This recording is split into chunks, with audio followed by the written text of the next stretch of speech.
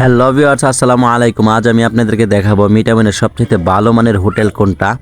আপনারা যারা কিশোরগঞ্জের মিঠামইনে ঘুরতে আসেন তারা কোন হোটেলে খাবার খাবেন, মিঠামইনের সবচাইতে উন্নত মানের এবং পরিবেশ বান্ধব আর সবচাইতে ভালো মানের খাবার কোন হোটেলে সার্ভ করা হয়, সেই হোটেলটাই আমি আজ আপনাদেরকে দেখাবো।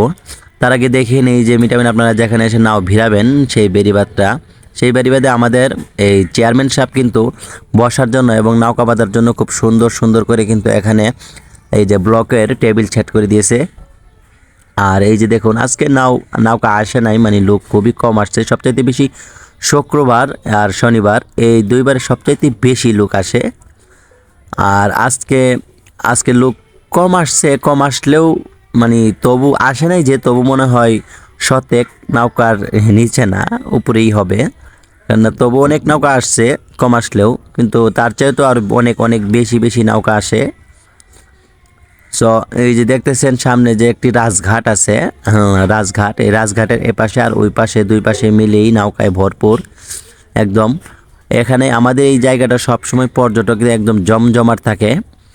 আর তাহলে এখন আমি আপনাদেরকে বলবো সেই হোটেলটা, যে হোটেলের কথা প্রথমে আমি বলছিলাম, সেটা হচ্ছে ভাবির হোটেল, পরিচালক মোহাম্মদ শহীদুল্লাহ। হ্যাঁ, এখানে এই খাবারের অর্ডারও নেওয়া হয়। সো দেখতেই পাচ্ছেন হোটেলটা এমনিতে ছোট হলেও কিন্তু এটার খাবার দাবার খুবই উন্নত মানের, খুবই হাই কোয়ালিটির খাবার এখানে সার্ভ করা হয়। তাহলে চলুন হোটেলের ভিতরে যাওয়া যাক, আমরা গিয়ে হোটেলের ভিতরের পরিবেশটা দেখি এবং খাবার দাবারের কি অবস্থা সেইগুলো দেখে আসি। যেখানে কিন্তু সিঙ্গারা, সমোসা, মোগলাই, পুরি এগুলো বিক্রি করা হয়।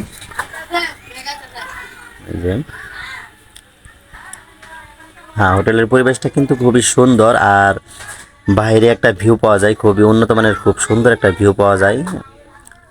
এই যে উনি মনে হয় হোটেলের চালক। এখানে বড় বড় গলদা চিংড়ি আছে দেখা যায়, খুবই সুন্দর গলদা চিংড়ি, গোড়া মাছ অফ আর গোস্ত মোস্ত এগুলো বিক্রি হয়ে গেছে। ঠিক আছে, আরও তরকারি আছে, এগুলো নিচে রাখা, উপরে রাখার জায়গা নাই। সো আপনারা যারাই আসেন তারা অবশ্যই এই হোটেলে খেতে পারেন। হোটেলের খাবারগুলি খুবই ভালো, খুবই উন্নত মানের। সো আমি আপনাদেরকে রিকোয়েস্ট করবো, আপনারা যদি অবশ্যই মিঠামইন কিশোরগঞ্জে বেড়াতে আসেন তাহলে অবশ্যই ভাবির হোটেলের খাবার খেয়ে যাবেন। সবাইকে ধন্যবাদ, আল্লাহ হাফেজ। আর যারা আমার এই চ্যানেল নতুন তারা অবশ্যই আমার চ্যানেলটিকে সাবস্ক্রাইব করে দিবেন।